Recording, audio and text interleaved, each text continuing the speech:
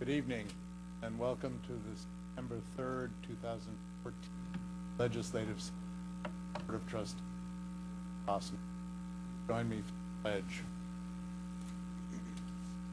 I pledge allegiance to the flag of the United States of America and to the republic for which it stands, one nation, under God, indivisible, with liberty and justice for all.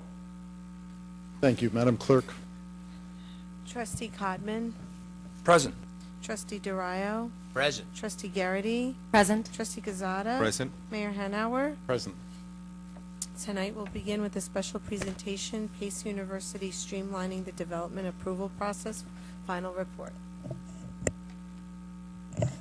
Good evening. I wanted to have an opportunity to address the Village Board as well as the public. The Village of Ossining engaged Pace University for the purpose of reviewing planning and building policies and practice in place in the Village of Ossining. While the village was already aware that excellent services were being rendered by its personnel and those that were of assistance, it was felt that a review of the entire process would be helpful to determine any areas of potential improvement to better service to the public. Under the leadership of Jeff LaJava, Pace performed extensive review of all village policies, practices, and documents in being, and met with constituent departments and boards. This evening, to present, Jeff is here on behalf of Pace to present the findings of the draft final report for board consideration.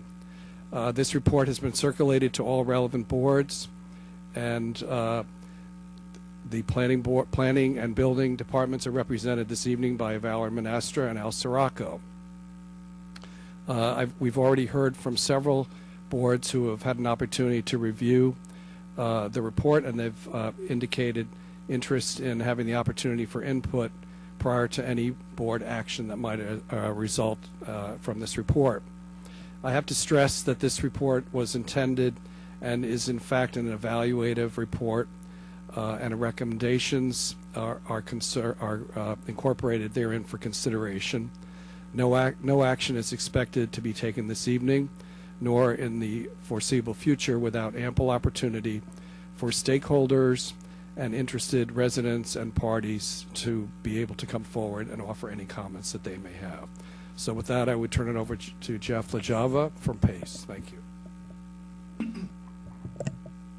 Thank you, Richard. Good evening, Mayor, members of the Board of Trustees. Thank you again for the opportunity to go over our draft final report. As Richard indicated, we will be looking for any final feedback from the Board of Trustees, and there will be opportunity for the public to comment as well as additional comments from the board members, the various land use boards, which they have had an opportunity to review. So what I'd like to do is take about 10 to 15 minutes, if that's all right, to kind of go through the report, to understand both the structure and the recommendations that we are presenting. When I was before the Board of Trustees back on, I believe, May 14th, we had given our preliminary findings.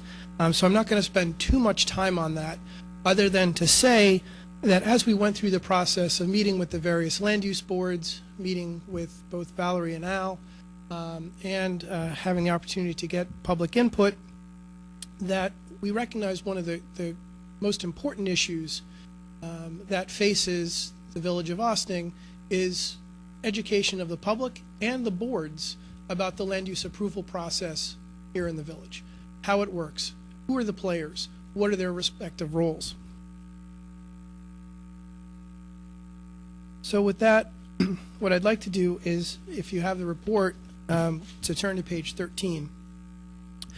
So our first recommendation is increasing public awareness of the land development approval process and the roles of the building and planning departments. And under each of these primary headings, there are a number of sub-recommendations. And we also provide a rationale for the recommendations in the report. In this case, in trying to increase public awareness so that everyone knows how the process works, what is expected of applicants, what is expected of the various boards, and of the administrative departments here in the village, the first thing that we're recommending is increasing information on the departmental websites. Now, there is already a lot of information, but further information can be provided. So, for example, monthly reports. Al, as the Director of Code Enforcement for the Building Department, presents a monthly report that lays out how many violations were investigated, how many inspections were conducted, how many permit reviews were undertaken in a given month. That information should be conveyed to the public and made available on the Building Department's website. Similarly, Valerie, in the context of reviewing the various land use board approvals, puts together a report that indicates where those various projects are, more significant projects. And so that should be information that's included. Again, all as a means to educate the public. Direct links to meeting minutes for both the HPC, the Historic Preservation Commission and the Environmental Advisory Council. There should be minutes provided that are directly linked to their respective pages on the village website. We recommend expanded frequently asked questions, FAQs, for the building department to address some more typical situations that an applicant would deal with, for example, an addition on a home, other things that might be expanded. There is information there. Some additional information could be provided. We do make a recommendation about televising planning and zoning board meetings, which again we think would help as part of the public education process, giving potential applicants an opportunity to see how does the process work.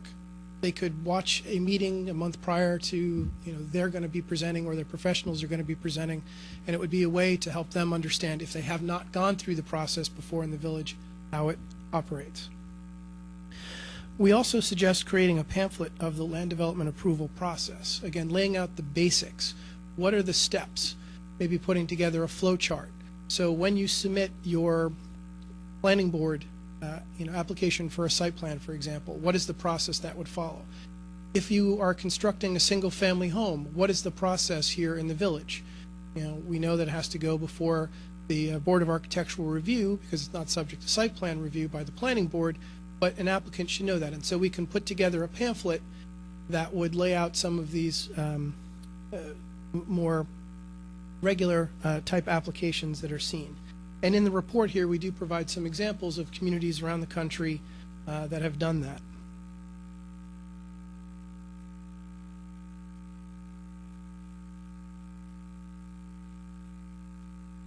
The second recommendation that we make, moving out of public education, is phasing in electronic submission requirements for both Type 1 actions and unlisted actions under the State Environmental Quality Review Act. So for those applications, for those projects that are either a Type 1 action or an unlisted action, information on those projects should be submitted electronically so that they can then be presented on the village's website. The reasoning or rationale behind requiring electronic submissions is it helps reduce time that administrative staff that the administrative staff of the planning and building departments must spend scanning and preparing documents and project files for the various board reviews. By receiving it electronically, it's very easy to email, it's very easy to save. And then also now that over at the Operations Center, you have the new television screens and other electronic devices, that information can be very easily shared with the various board members and, more importantly, with the public. One of the things that we observed in the various land use board meetings that we attended is that applicants will present before the board. There's a chart which is shown to the members, but the public that's attending the meetings cannot see the site plan, for example, or subdivision application that the board is looking at. By having that information electronically, it's then presented up on the television screen so that everyone in the room can see what's happening. And we think that helps the overall process. The third recommendation, which is probably the most effective, but also will be the most difficult to implement, is looking at how you increase staff capacity for the building and planning departments. Now, one of the things that we did is we looked at peer communities to understand what are the size of their planning departments, their building departments, do they have a similar workload? And so one of the things we did is we reached out to the village of Portchester and the city of Peekskill because they're comparable in population, they're comparable in the historic nature of their communities, to understand where are they. And in evaluating those communities and looking at staff size and workload here in the village, generally speaking, the administrative staff here for both planning and the building departments are understaffed. As an example, in 2013, the city of Peekskill, with a full-time staff of 6 and part-time staff of 2 in the planning department, reviewed 23 site plan applications, 1 minor subdivision application, and 3 variance applications. During that comparable period last year, Valerie, as the sole planner, reviewed 84 applications. All right, kept everything moving along, but certainly by possibly having an assistant planner, which I understand was a position that was available in the past, that would help increase the efficiency of the planning department as they would be able to work through. Similarly, for the building department, during 2013, the village's building department conducted approximately 3,500 separate inspections under its various responsibilities. Now, compare that to the village of Portchester. Portchester handled a similar workload, but they had four additional full-time inspectors or code enforcement officers in comparison to here in the village. So handling the same workload, but spreading it out over a greater number of staff certainly helps with efficiency. It does help move things forward. Now, understanding that that recommendation, it goes up against the fact that you have a municipal budget. And whether that municipal budget is flexible enough to allow the hiring of additional staff is a question that probably can only be answered by the board and its financial experts. So we looked at different ways that if those positions couldn't be created, is there a way to increase staff capacity? One of the things we looked at is, could a community like the village of Ossining allow self-certification for plans, building plans, site plans, and the like, and is that allowed? Now, in New York City, it is permitted. They allow self-certification, but outside of New York City, the state building code prohibits it. So we couldn't do that. Many communities across the country do allow self-certification for architects and engineers. It does help speed up the process. And what happens is there's an auditing function that's put in place, spot inspections that happen to make sure that people are being honest. But again, that's not an option for municipalities outside of New York City, so we had to put that to the side. So then we looked at escrow requirements.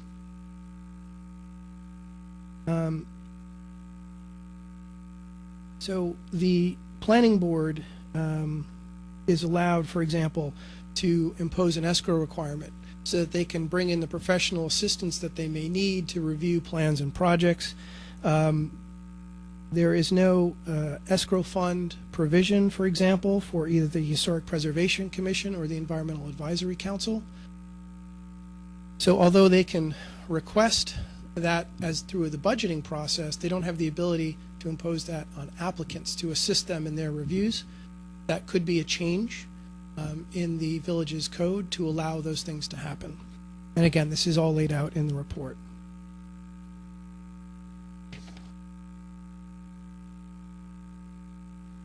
The next recommendation, the fourth recommendation that we make, is about increasing efficiency in the architectural design guideline enforcement.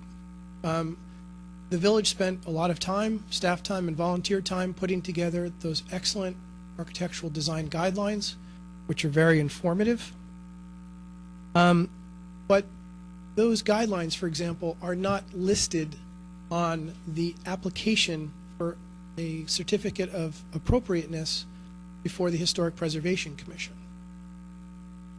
So an applicant who's going to come before the HPC doesn't even know, looking at the application, that they should be referring to the guidelines, which are incredibly informative and lay out, what the windows should look like. What are the recommendations for windows? What are recommendations for roof lines and the like? There are also some other ways that the architectural design guidelines can be better enforced.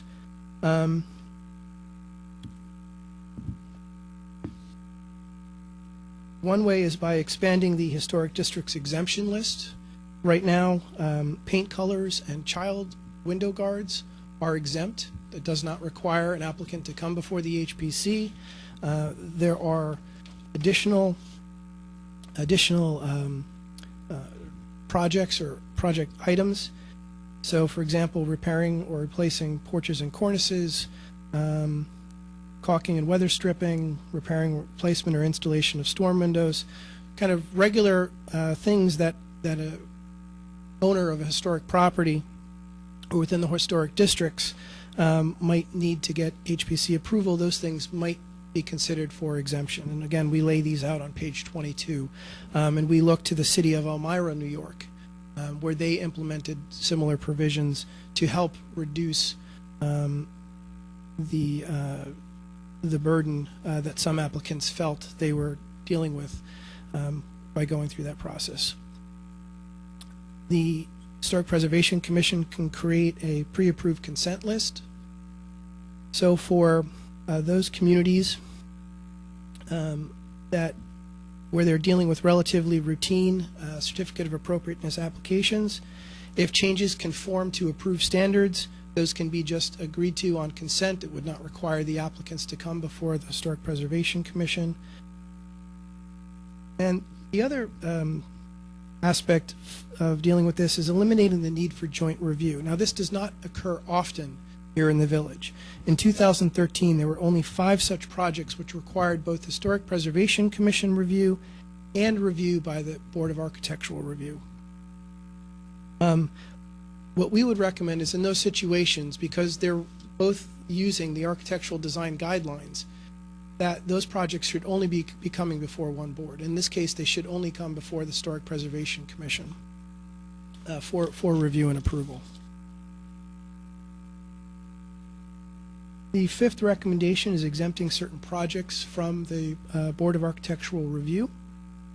Specifically, what we are recommending or suggesting is that the single-family and two-family homes not require Board of Architectural Review consideration.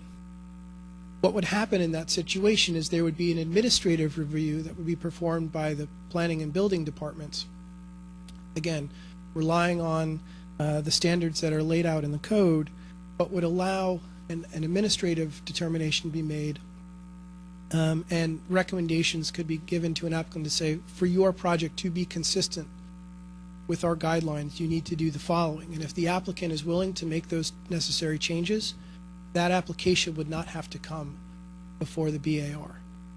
It could just be approved administratively and they could move forward. In a situation where an applicant was not satisfied with the suggestions or recommendations of administrative staff, they could then go before the BAR for a more formal review. And then the last recommendation that we're making is the adoption of a local SECRA Type 2 list.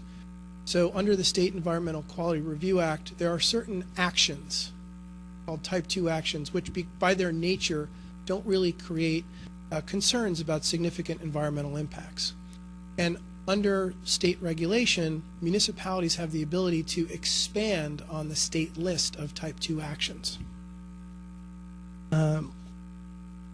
Right now, the New York State Department of Environmental Conservation is going through the process of proposing amendments to their Type 2 list.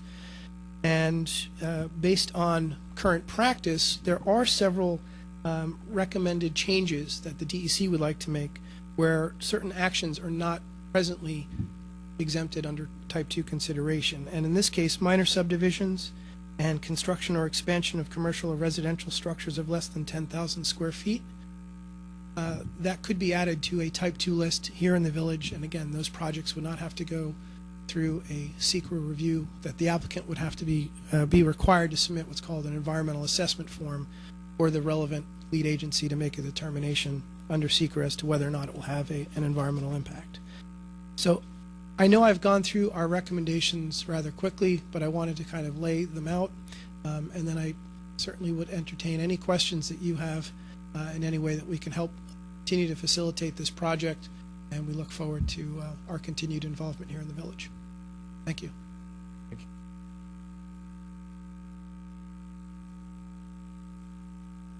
Wondering if there were also. Well, I think let's ask the board first, then we'll ask the people here. Are there any questions? Yeah, I was gonna. Go ahead. No problem. Go ahead. Yeah, I guess the, your findings are, or your recommendations, I should say, are quite thorough, and I think, I guess the thing that stands out for me is the human capital that we currently have within the village, and the huge amount of, or huge volume of activity that takes place with so few people here in the village compared to other municipalities of a similar size.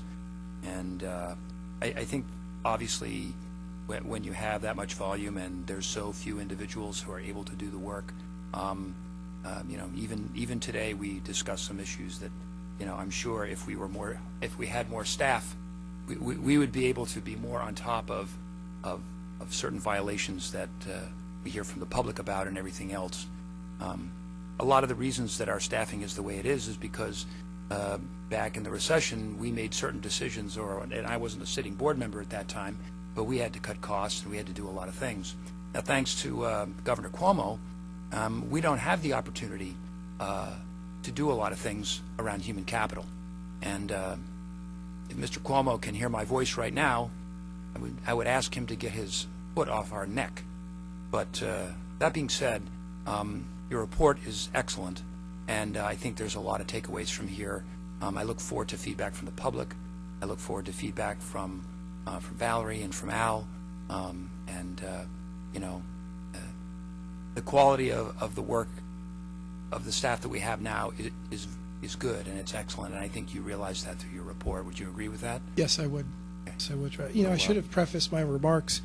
I just think this is an important fact that I wanted to present, and I should have stated it before going into the recommendations. But as an example of how efficient the system does work here in the village and the great work that Valerie and Al do through their departments, last year there were 84 land development applications before the 4 various land use boards.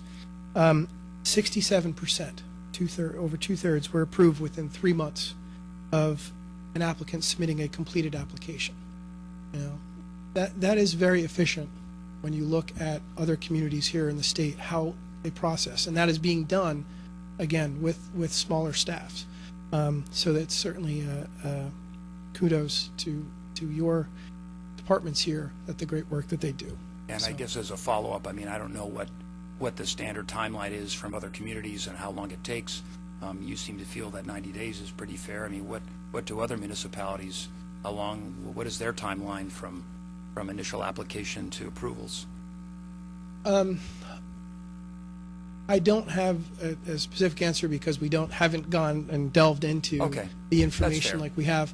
But anecdotally, to see applications take 4 or 5 meetings is, not unheard of in many communities. So in this case, things appear to work through very, very quickly. Okay. Thank you very much. You're welcome. Jeff, thank you very much. It's a great report. Believe it or not, a lot of those items that you mentioned, we actually have been working as one of the things that I was pushing technology, so to speak, and that was part of what we did on the planning board, our board meeting in help of our IT department. That's something that I don't want to take credit for it, but I was kind of pushing for more technology to be used in that area. I also like that brought up the submittals, the digital submittals, because that's something that Valerie and I have been talking for a couple months before even this started, because I've been dealing with some other municipalities that they use one of the systems that we already have in place. So I think that's something that we definitely should move forward. The other item that you actually brought up, and that's something that Al, I have brought up maybe about a year ago, and I know we've been working on it, is the application process. Some sort of different formats that currently have to make it simpler and a lot faster for a lot of either homeowners, architects, developers to kind of come in and look at the applications itself. But a year and a half ago, with the help of Valerie and Al, we put together some sort of a seminar, I guess, how the building department and the planning department works. I think we got a little bit of feedback at that meeting, and we have a lot of that information in there that I think will be useful for the homeowners, because like you broke it down where, what do you need to get a building permit? There's a lot of those already answered in that whole presentation that we did about a year and a half ago. So a lot of that information we already have in place, and I'm not sure if you were able to see that. I'm not sure if Valerie shared that with you or I'll share that with you. Yes. But I think we can definitely use that well. I also actually spoke to one of the state inspectors, New York State.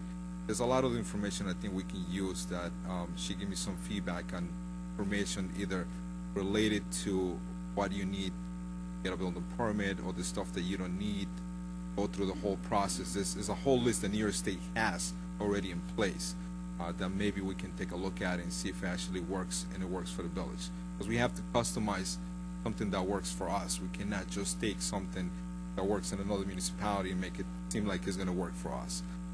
But I think our departments are doing a great job, but we can always definitely, and I know it's all this technology and everything's out there. I'm working in an app myself that will hopefully be able to work or help the building department and the planning department, but that's something that is in development and hopefully will be done before the end of the year, so we'll be good and ready for, but we need to sit down and go over that with them. But I think this is definitely sort of a good start. Still need some more input of the public. Put this in the work session. A lot of stuff that we can definitely add, Aaron, and we're still waiting for the rest of the boards. I give some more feedback. I think I heard from so far. I think this is the opportunity to have another joint board meeting. We haven't had one for a while. There are a lot of issues that affect all of us, and that we have to come up with perhaps some new policies. They've always been an advocate of having televised zoning board and planning board meetings, as you know, and those two boards are concerned that, or they have been concerned when we brought it up, that people would not feel free to say what they want to say about the projects they're working on. But I think that the sensitive issues are always done in executive session for both of those boards. So if there are sensitive issues, so I think that perhaps we can make some headway there. I think if this can be translated into a program, we can take as much of this as possible and translate it into program. It'll be helpful for the few and excellent staff that we do have. Translating it into larger staff is very complicated. As John has said, and as we've all said in previous meetings, that this 2% cap and then the freeze and then the 1% cuts in each of the next 3 years after that is very destructive to the ability of any municipality to provide the services that need to provide and to improve upon them and improve upon staffing. If it was possible, despite the restraints that our governor and state assembly and senate have imposed upon us that are really onerous, but if it was possible to increase staff, one of the things that I looked into when I was researching was New York City, and they have a position called expediter. They have expediters on the staff of New York City. When you have a project, you get assigned an expediter. Their job is kind of like a pilot on a ship that guides you through the rocks and shoals to get you safely from where you started to your destination. Have you had any experience with municipalities that have employed that position, and how successful has that been, and could it work here? I am not personally familiar with it here within Westchester County. We have seen it in other communities across the country where they have an ombudsman to help facilitate projects. I will say, Valerie very much plays that role for the village now. When a building permit application comes in, most of those permits go through her office for review to understand, will it need land use board approval, whether before the planning board, will it require variance, so it will have to go before the ZBA. So she plays that coordinating role already. Again, if you were to put budgetary constraints aside, and I realize that's not very realistic, but to be able to bring in, for example, an assistant planner that could focus more on the day-to-day review and allow Valerie to continue to play probably a larger role as that expediter, that would be something that I think would work very well here in the village. Thank you. You're welcome. Yes. Yeah, the budget constraints that we have are obviously very clearly outlined with the 2% tax cap, but it's also something that we feel as taxpayers. So it is really difficult to justify adding an additional expense, especially when you tell us that, for the most part, we're doing pretty well. I was particularly interested, and you outlined them again, they're obviously in the report, of many of the suggestions you have to increase information availability online and otherwise. You talked about including more of the reports, access to the minutes for the HBC and the EAC, and expanding the FAQs, and then televising them. And I'm wondering, in order to implement that expansion of information, do we have all of the resources and the staff and the expertise in the existing right now in the village? Obviously, it takes some time, where the current staff would be adding that to the accessibility for the public, but is that something that's a reasonable expense that we could implement in the near future? I believe it is.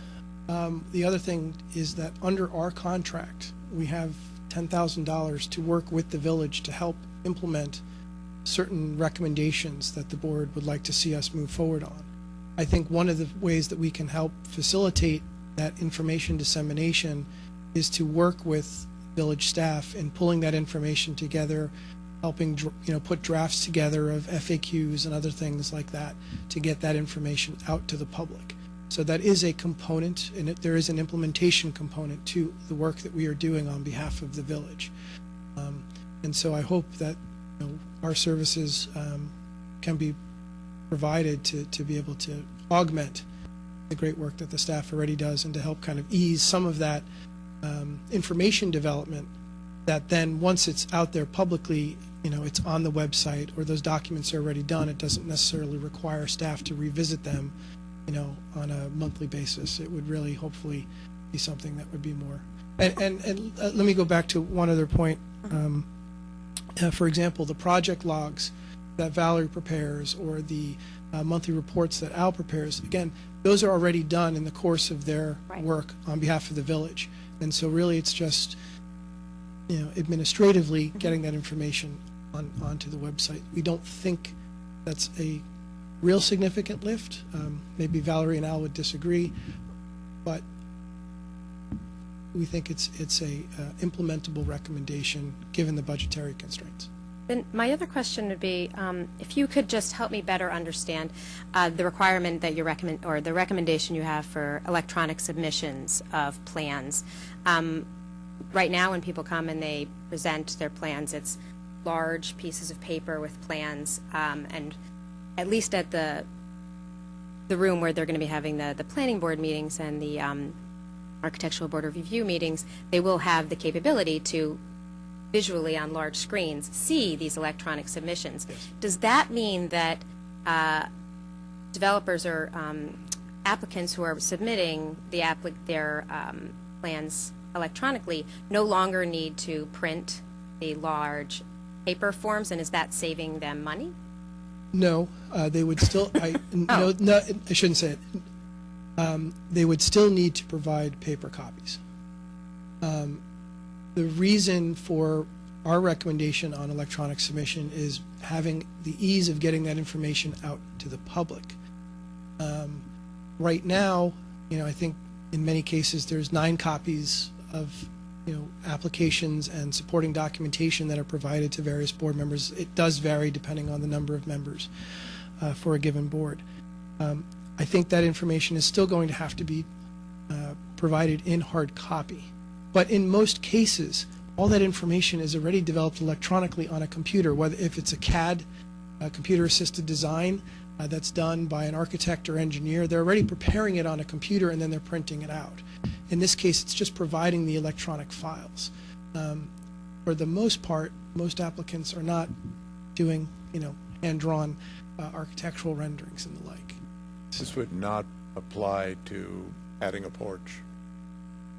Again, I these are think we have to make it very clear that anyone who's watching this, that it applies to larger projects, not even full houses. That's correct, Mayor, and thank you for that clarification. So this is in those projects that would require the submission of an environmental assessment form under the State Environmental Quality Review Act. So those projects that are considered type 1, right? They're very large projects. They're defined by law as requiring the environmental impact review, or those that are unlisted actions where based on the type of action, it's still going to necessitate an understanding of the potential impact. It would be those projects that trigger that submission of an EAF that would require electronic submission. Right now, for those projects that go through an environmental impact assessment or environmental impact statement that has to be done, those projects, Valerie already has them submitting documents and documentation electronically.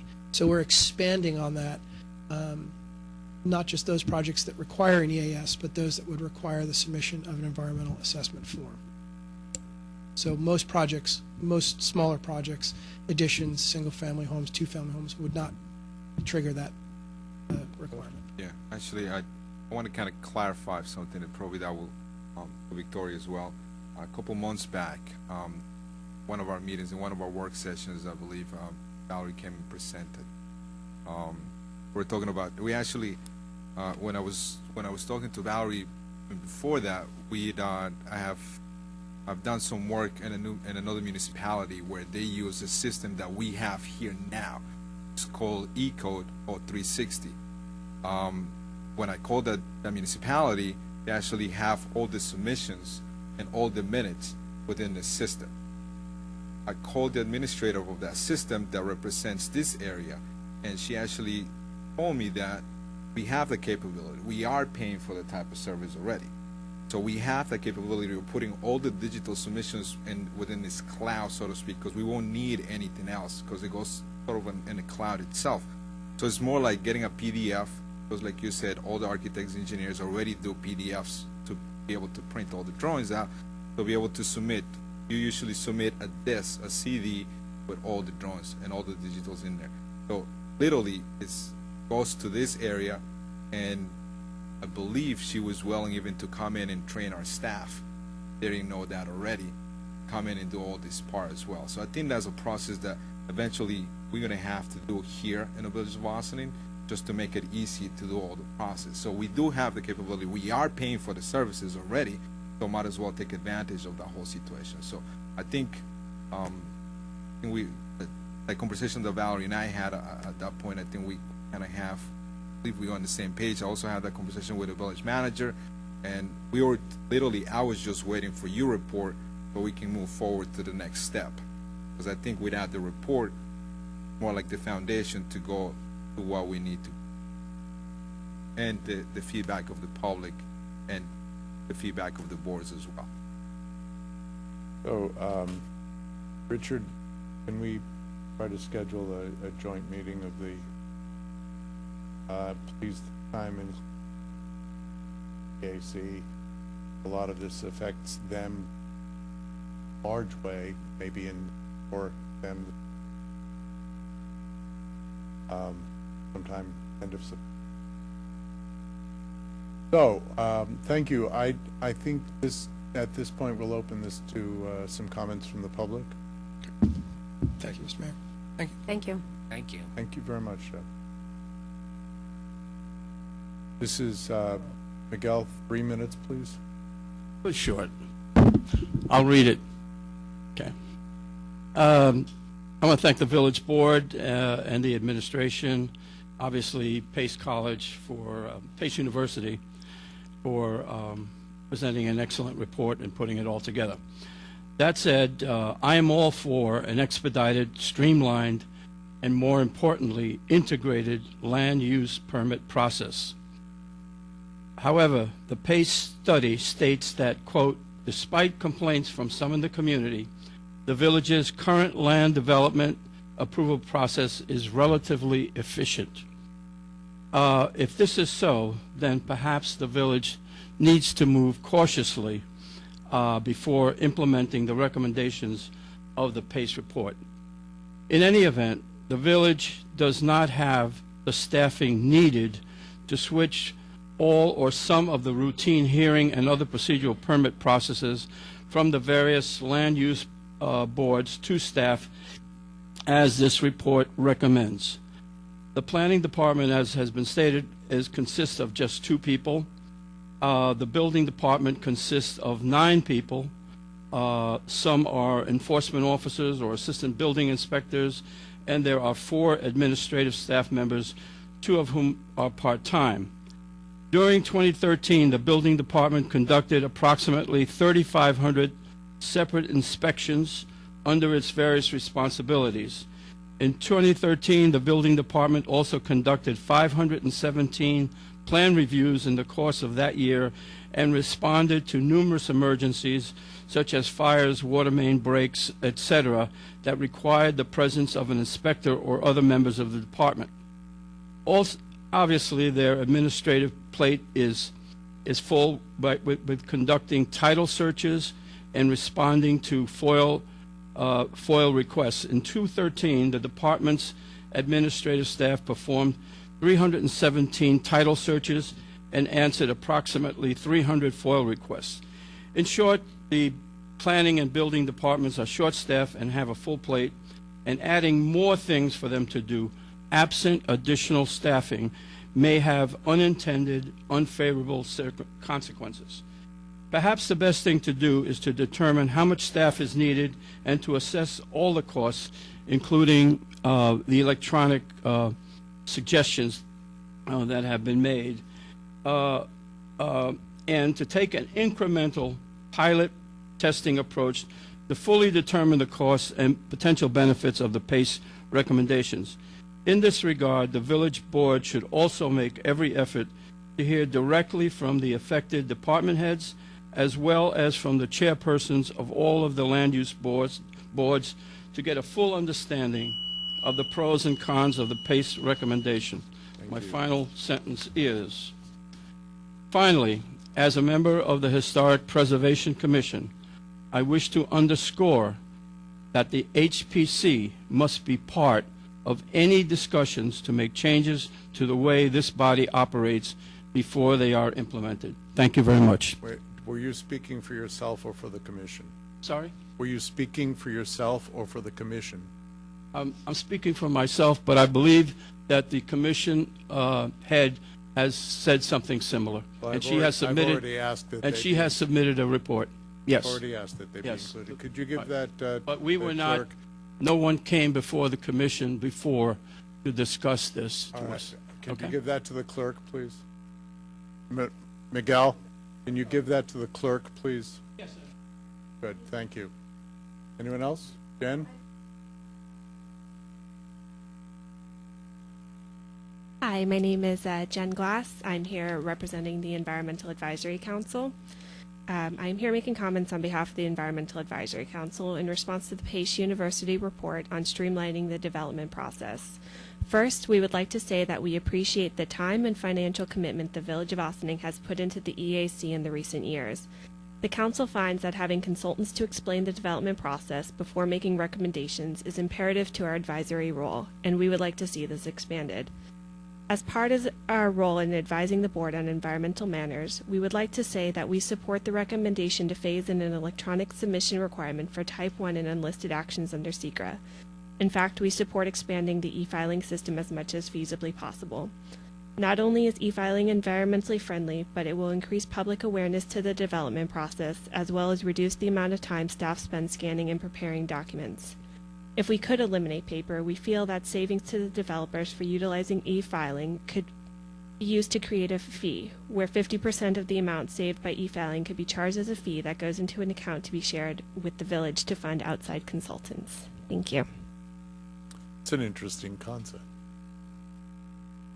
It was a good meeting last night.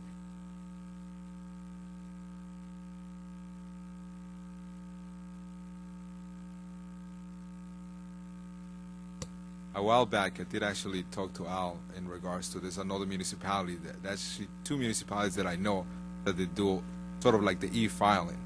So, but it's a whole different process to do that. So, money-wise, not sure if we can handle that right now. And two of them, there's New Rochelle, the other one is Dawes Ferry.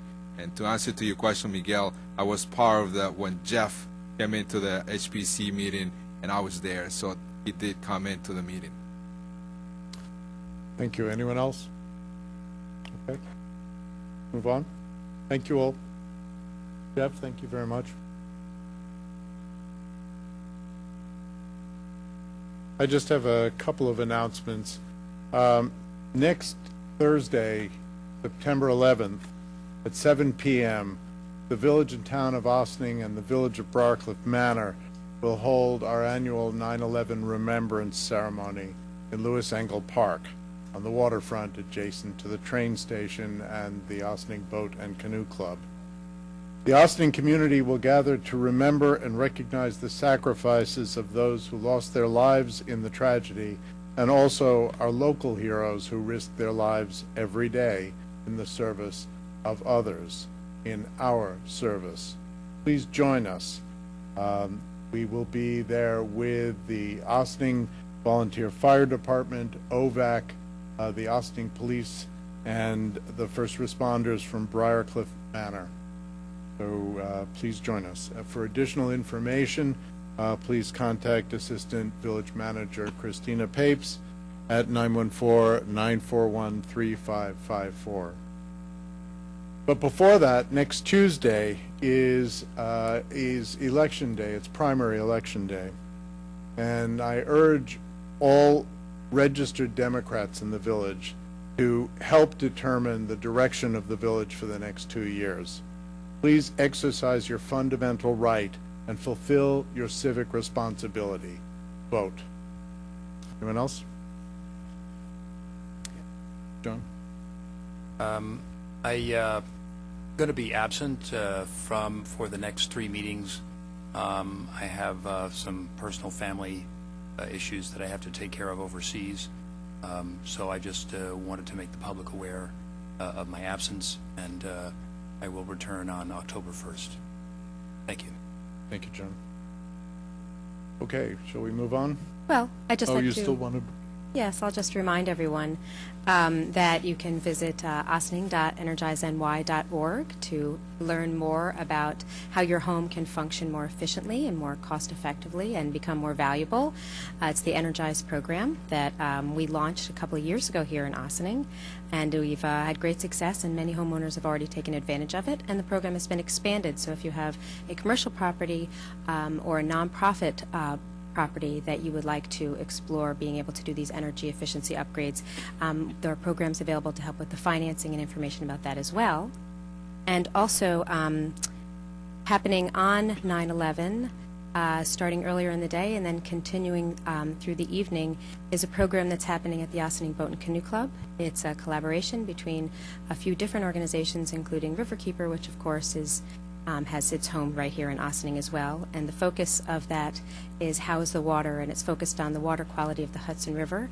And because it is happening on the same day as our 9/11 Remembrance Service in the same area, the organizations have been coordinating to make sure that both programs are available for folks to attend. And I look forward to seeing many people down at the beautiful Ossining waterfront for the Remembrance at 9/11, as well as at the Ossining Boat and Canoe Club for the program. If you'd like to learn more about it, the group is called Sea Change. And one more announcement. On Saturday at 4 p.m., we will have the first of perhaps annual or more grave affair in Dale Cemetery at the top of Havel Street. There will be a picnic, stroll through our historic cemetery.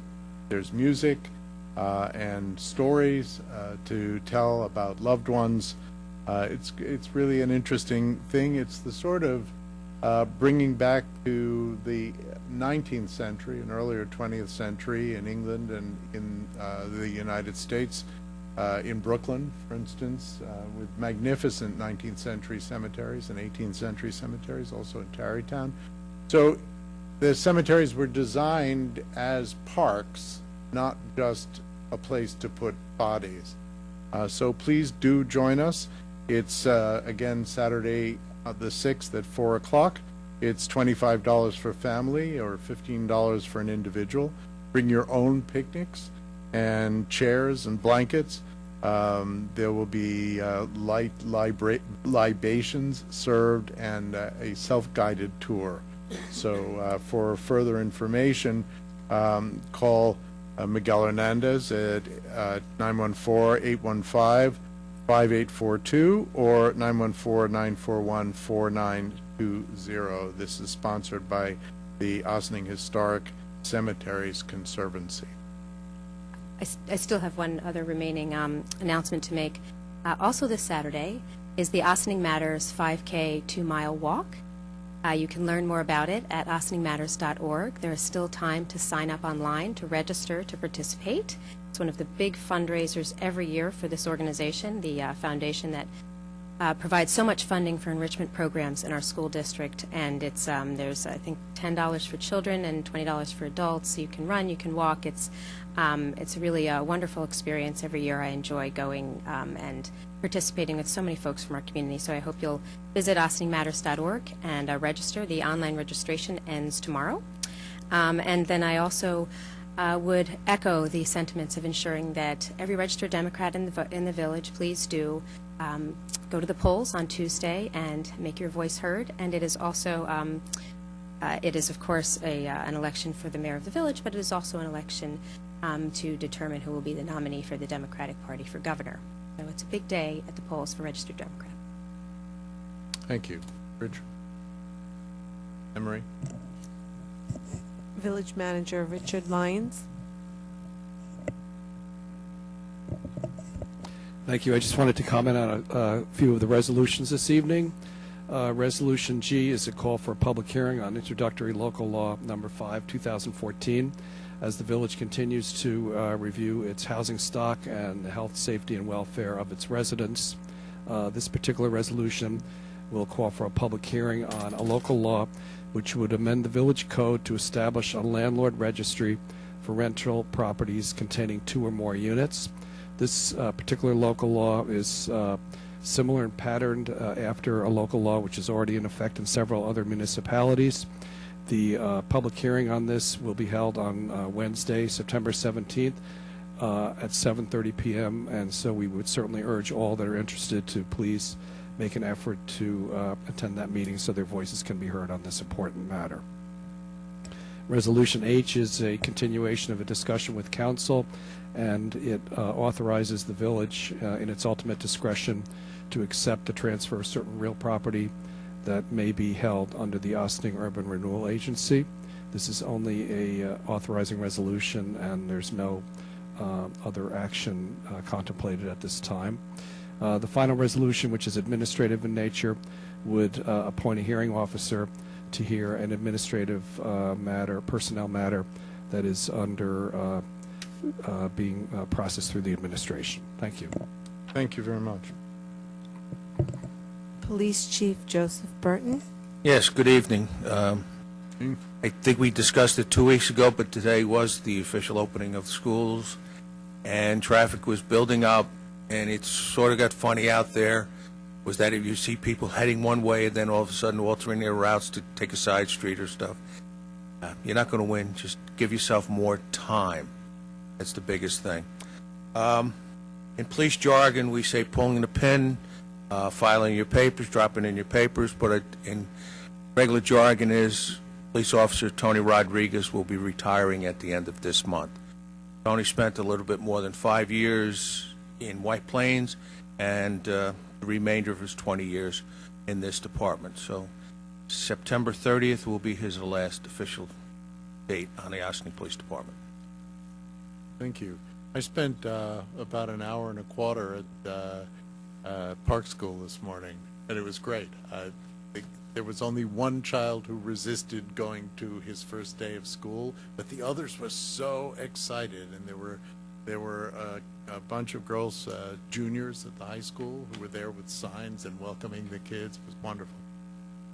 We'll see what happens tomorrow. Well, this is part of the program that I talked about the last time, which was and that we have a resolution on later, or soon, actually. So when we get to it, got it. Are there any organization announcements? Village board resolutions? Anybody here to address the board?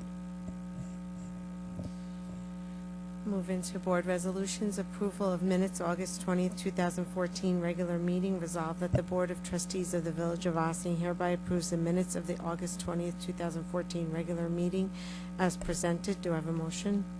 So moved. Second. On the board, Madam Clerk. All those in favor? Aye. Opposed?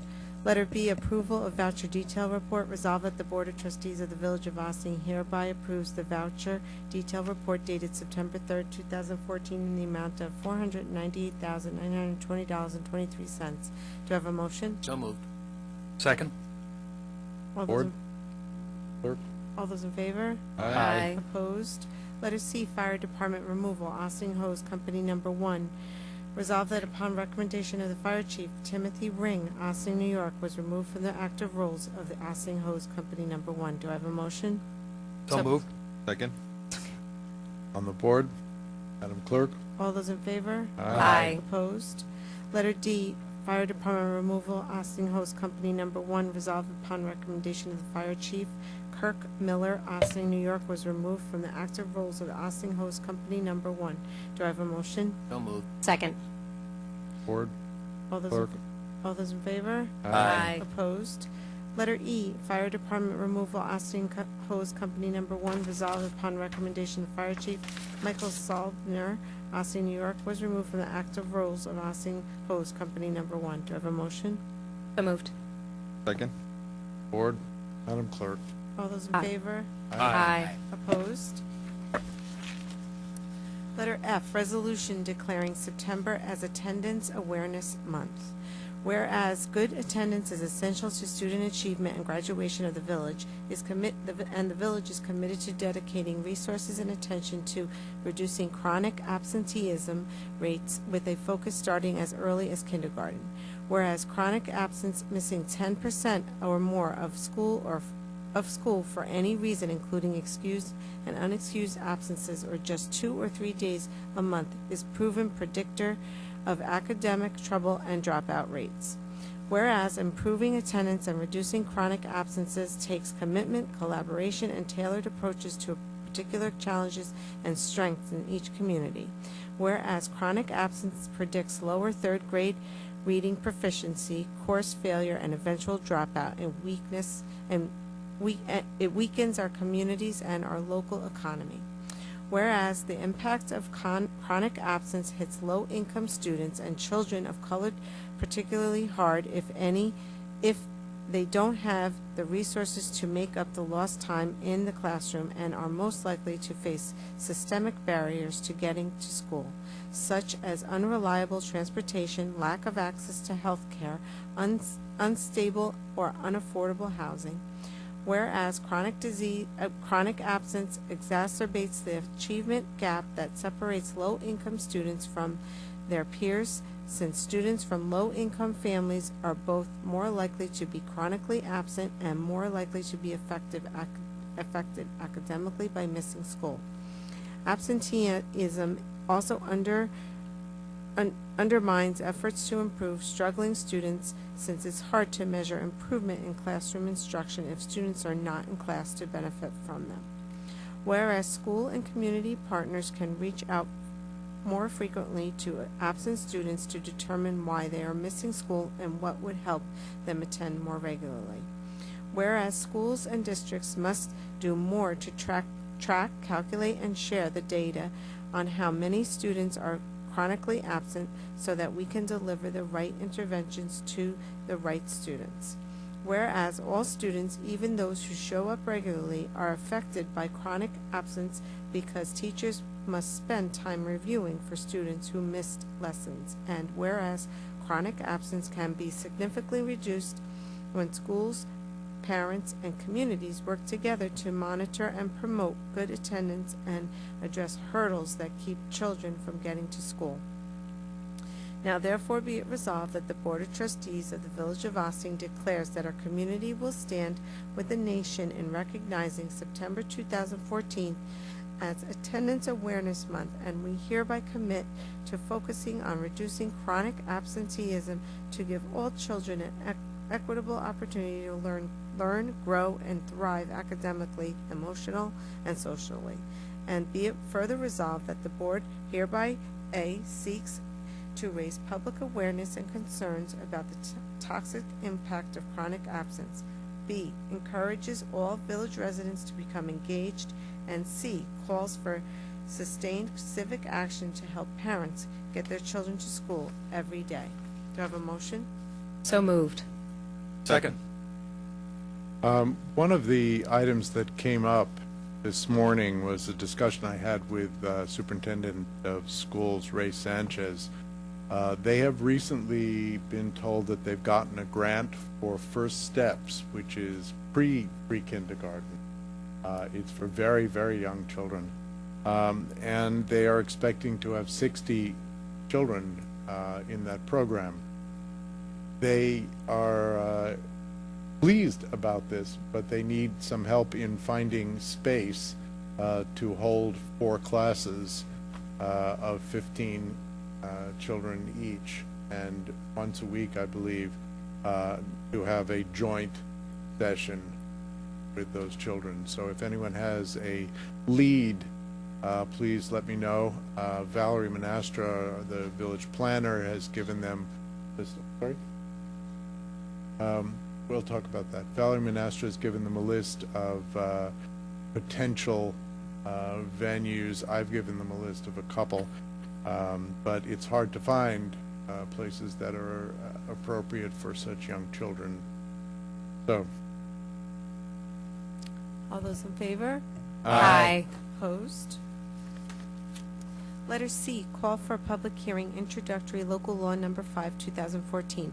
Resolved that the Board of Trustees hereby calls for a public hearing to take place at the Birdsall Fagan Police Court Facility, 8688 Spring Street in Ossining on September 17, 2014 at 7:30 p.m.